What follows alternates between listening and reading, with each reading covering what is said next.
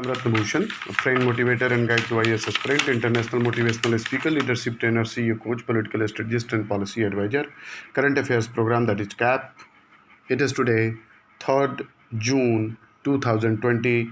Important facts of today's news source, The Hindu and Navbharat Times. Listening is very powerful. दोस्तों, जो facts very important होगा, I will repeat 5 times,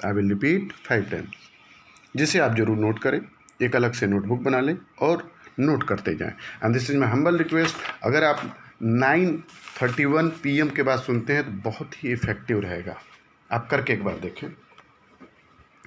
so the important fact is, Rajnath और US के विदेश मंत्री बोले, सीमा पर सैनिक बढ़ा रहा चीन। गहराते सीमा विवाद के बीच चीन ने पूर्वी लद्दाख में भारी संख्या में सैनिक भेजे हैं। यह बात भारत के रक्षा मंत्री राजनाथ सिंह और अमेरिकी विदेश मंत्री माइक पॉम्पियो ने कही। एक इंटरव्यू में रक्षा मंत्री ने कहा कि सीमा को लेकर हालिया मतभेद हुआ है। भारत और चीन अपनी अपनी सीमाओं को लेकर दावा कर रहे हैं। अच्छी खासी संख्या में चीन के लोग भी आ गए हैं, लेकिन भारत को भी अपनी तरफ से जो कुछ भी करना चाहिए भारत ने भी किया है। उन्होंने जोर देकर कहा कि भारत पीछे हटने वाला नहीं है। दूसरी ओर पोम्पियो ने कहा कि चीन अपना दबदबा कायम करने के लिए सीमा पर सैनिक बढ़ा रहा है। उन्होंने कहा कि चीन ने कई ऐसे काम किए जो बताते हैं कि वो अपनी ताकत बढ़ाना चाहता है। इस बीच रक्षा मंत्री राजनाथ सिंह ने कहा, चीन के साथ हमारी बात चल रही है, हमारे पास चीन से मुद्दे सुलझाने का मैकेनिज्म है, हम उसी के हिसाब से कदम उठा रहे हैं। 6 जून को दोनों देशों के सीनियर आर्मी कॉरिडोर कमांडर की बैठक होनी है। उन्होंने कहा कि डोकलाम समस्या के समय पर भी सैन्य और कूटनीति स्तर पर बातचीत हुई थी और समस्या का समाधान किया गया था। अब भी वही रणनीति अपनाई जा रही है। ईस्टर्न लद्दाख में लाइन ऑफ एक्चुअल कंट्रोल में चल रही तनातनी को खत्म करने के लिए मिलिट्री स्तर पर लगातार बातचीत चल रही। मंगलवार को हाईएस्ट कमांडर स्तर की बातचीत हुई। रक्षा मंत्री राजनाथ सिंह ने कहा कि 6 जून को सीनियर मिलिट्री अधिकारियों के स्तर पर बातचीत होनी है। रक्षा मंत्री राजनाथ सिंह ने पहली बार माना कि चीन ने LAC पर सैनिकों की तादाद बढ़ाई है और यह भारत के परसेप्शन वाला एरिया में आया है। उन्होंने एक टीवी चैनल को इंटरव्यू में देते कहा कि यह सच है कि सीमा पर इस वक्त चीन के मतभेद हुआ है और अच्छी खासी संख्या में चीन के लोग आ गए हैं। साथ ही कहा कि जब भी पहले विवाद हुए हैं, उन्हें भारत और चीन ने मिलिट्री और डिप्लोमेटिक स्तर पर बातचीत करके सुलझाया। चिढ़ा चीन, भारत ने बॉर्डर पर तेज किया कनेक्टिविटी का काम। भारत चीन बॉर्डर पर शुरू से ही सबसे मसला कनेक्टिविटी कर रहा है। जहाँ चीन ने बॉर्डर तक अच्छी सड़कें काफ़ी पहले ही बना ली थी, पिछले कुछ सालों में भारत ने भी बॉर्डर पर कनेक्टिविटी बढ़ाने का काम तेज़ी से किया। भारत चीन के बीच ईस्टर्न लद्दाख में लाइन ऑफ एक्चुअल कंट्रोल पर चल रहे तनाव और चीन की खींच के पीछे एक अहम वजह यह भी है। भारत चीन बॉर्डर पर 61 अहम सड़कें। पिछले कुछ सालों में भारत चीन बॉर्डर पर 61 सड़कें बनाने का काम शुरू किया गया, जो सामरिक दृष्टि से काफ़ी अहम है। 75% काम पूरा हुआ है, लेकिन कनेक्टिविटी 98% तक पहुंची है। रक्षा मंत्रालय ने मार्च में संसद के रक्षा मामलों की स्थायी समिति को बताया कि जम्मू कश्मीर और लद्दाख में 1064 किलोमीटर की 12 सड़कें बन रही हैं, जिनमें 878 किलोमीटर का काम पूरा हो गया है। अरुणाचल प्रदेश में 27 सड़कें जो कुल 1725 किलोमीटर की हैं, इसमें 1315 किलोमीटर का काम पूरा हो गया। सिक्किम में 3 सड़कें जिसमें 61 किलोमीटर में से 41 दैट इज 41 किलोमीटर में काम हो रहा है। मार्च 2022 तक बन जाएगी सेना टनल। तवांग सामरिक दृष्टि से भारत के लिए बेहद अहम है।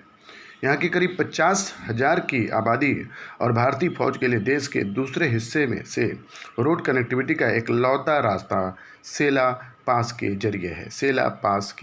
जरिए है। रोहतांग टनल सितंबर में पूरी। रोहतांग टनल इस साल सितंबर तक पूरा करने का टारगेट है। यह टनल 10,000 फीट की हाइट पर है और 8.8 किलोमीटर की है। इतनी हाइट पर यह दुनिया की सबसे लंबी टनल होगी। दुनिया की सबसे लंबी टनल रोहतांग टनल। इसके अलावा मनाली ले एक्सेस में भी 3 टनल बनाने की योजना है। तीनों टनल मिलकर 33 किलोमीटर की होगी। देश के नॉर्दर्न बॉर्डर की कनेक्टिविटी बढ़ाने के लिए कई प्रोजेक्ट पर काम चल रहे हैं। तवांग से बुमला, तवांग से बुमला, तवांग से बुमला सड़क के जरिए महज 37 किलोमीटर दूर है, लेकिन कुछ वक्त पहले तक यह सफ़र 3.5 घंटे में पूरा होता था। अब यह कई स्ट्रेच पर सड़क पर काम पूरा हो गया, जिससे 3.5 घंटे की बजाय यह दूरी 2 घंटे में पूरी हो जाएगी। तो हमारा देश न झुकने वाला है, बस आगे बढ़ने वाला है। ये भारत का इतिहास है। Electronics incentive schemes launch. Electronic incentive scheme launch, 3 schemes approved in March with a 45,000 crore outlay to boost manufacturing of mobiles. Telecom and IT Minister Ravi Shankar Prasad on Tuesday launched 3 incentive schemes with a total outlay about 48,000 crore to boost large-scale manufacturing of electronics in the country. The 3 schemes: production-linked incentive outlay of nearly 41,000 crore, component manufacturing scheme about 3,300 crore, and modified electronics manufacturing clusters about 3,800 crore were approved by the Union Cabinet, in March this year. However, the government began inviting the applications under these schemes Tuesday onwards. Under the production-linked incentive, which is targeted at mobile phone manufacturing and special electronic component, the government initially plans to incentivize 10 firms, 5 global and 5 local. Globally, 5 to 6 companies control 80% of mobile market. 5 to 6 companies control 80% of the mobile. We initially plan to pick up 5 global champions who will be permitted to participate in the PLI. We also want to make national championship, so we will incentivize 5 Indian companies as well, Mr. Prasad said. However, clarified that these firms will be selected as the per guidelines of the scheme. There are norms in the guidelines such as the company's turnover, the quality, and the rate of their mobiles, etc. There is a proper transparent system in place. The selection norms will be followed, the minister said. Multilateralism in the new Cold War. Multilateralism in the new Cold War. India can set the world response, also using the opportunity to recover its global thought leadership. This article was written by Mukul Sanwal in the Hindu newspaper. In the new Cold War, the defined by technology and trade, not territory, non-alignment is uncertain option. India should craft a global triumvirate to benefit from the global change. Countries must have a bold vision and make the right strategy and choice. Britain quickly built the largest military in the subcontinent using the land revenue of the Bengal, and over time conquered India. The United States fixate on the splitting the communist bloc, and with the China challenging its dominance.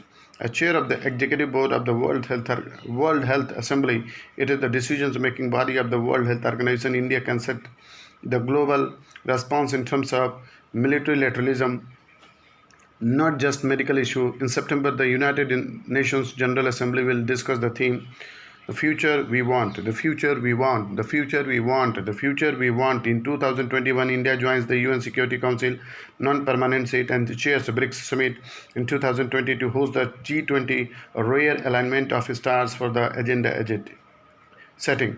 At the online summit of the non-alignment movement in May, Prime Minister Narendra Modi called for the new principles of the international system. This new globalization model based on the humanity, fairness, and equity.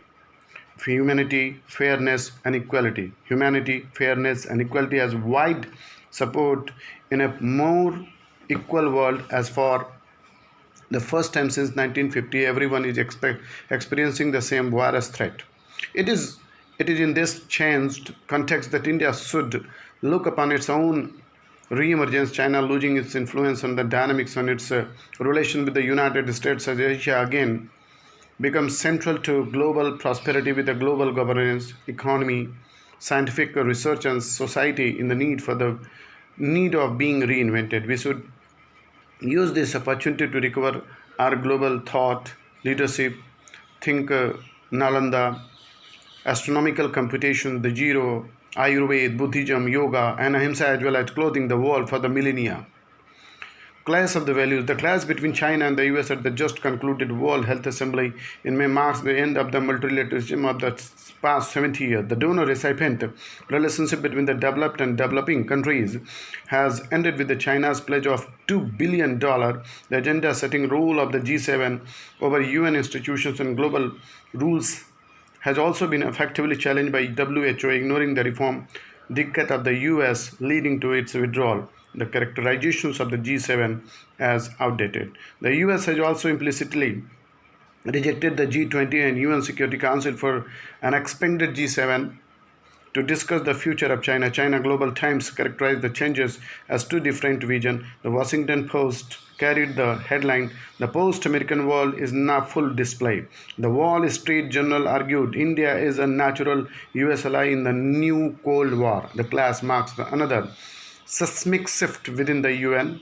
After World War II, the newly independent states were not consulted when the US imposed global institutions fostering trade, capital, and technology dependence, ignoring socio-economic development. Social and economic rights have emerged to be as important as political and procedural rights, and China's President Xi Jinping deftly endorsed the UN resolutions on equitable access to any vaccine. The US faces an uphill task in the seeking to lead a new multi-dimensional institution as China's reemergence is based on technology, innovations, and trade balancing. US military superiority at a time of the declining global trust in free market liberalism central to Western civilization, with the West experiencing a shock comparable to one experienced by the Asia 200 years ago. The superiority of the Western civilization is also under question.